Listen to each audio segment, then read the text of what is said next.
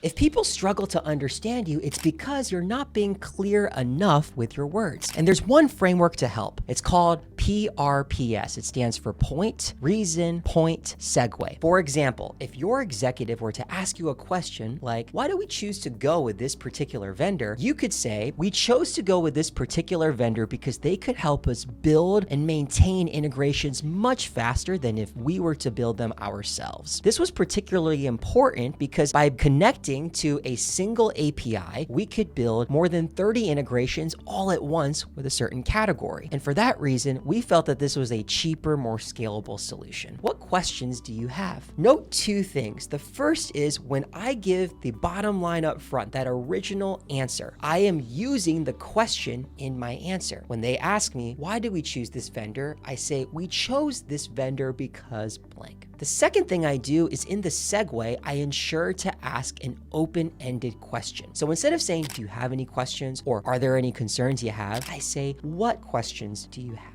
That way, the executive can elaborate on their concerns or questions, and then we can have more of a dialogue. But if you have a very closed-ended question, sometimes you can't get that exchange.